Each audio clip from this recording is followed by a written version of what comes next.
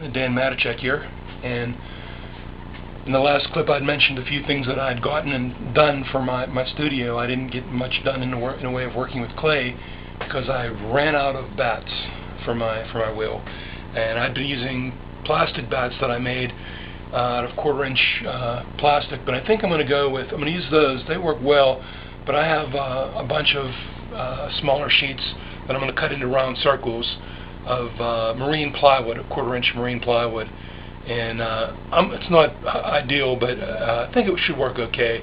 But I need more bats because this project for my garden that I decided on, and that'll be another clip because that's really cool. Some of the ideas going along with the tomato pots. I had some other ideas, but anyway, I'll show you what I got, what I accomplished this past weekend. And okay, let me see. One is I got this light. Because there's a garage door above where I'm going to keep this, I want to be able to. I'm replacing the garage door with one with windows for in the wintertime, so I could still see out the backyard and the trees and garden and stuff. But when the garage door is up, I won't have light if I'm working in the evening. So I got this light, and right now it's just on a heavy base. But I got it at Kmart. It was the discontinued kind of thing, different style they have now. And I think it cost me like $17, so not too bad. It's pretty nice, chrome and brushed aluminum, so it should stand up to it. And then there's the other thing that I did, which is really cool, over here in the corner. And this is not done yet, but I spent a better part of the day redoing the plumbing. And here's what I got: my water line coming out, which I'm going to attach the water. This thing I'm going to actually attach that to the sink and support it to the wall, and the sink is not supported yet. You can see it's just sitting there. I got this sink. It was back of a department store. They were throwing it away. They were remodeling their restaurant and throwing it away, and I asked if I could have it. They said, yeah, take it. So of course I grabbed it quickly, and here's why. Foot pedals.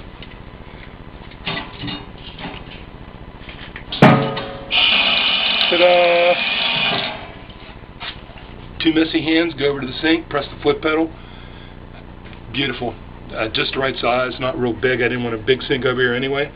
And then I ran my water up, and I put a faucet with a hose. I'm going to put a holder over on this thing after I get this. I'm going to fiberglass this wood shelf side to waterproof it, and put a hanger over there for my hose, so I can, clean out whatever.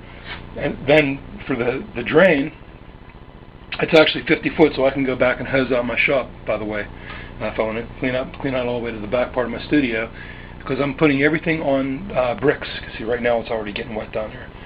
That was actually from doing the plumbing. I made quite a mess. So this line here for the waste is it's a rubber lined. It's actually for sewer water for running sewer lines, and I got a piece of it again. I'm the ultimate scrounger. They were throwing it away where I worked when they were remodeling, and I was like, it's like, very expensive, and it's about, I've got about 15 foot of it unused.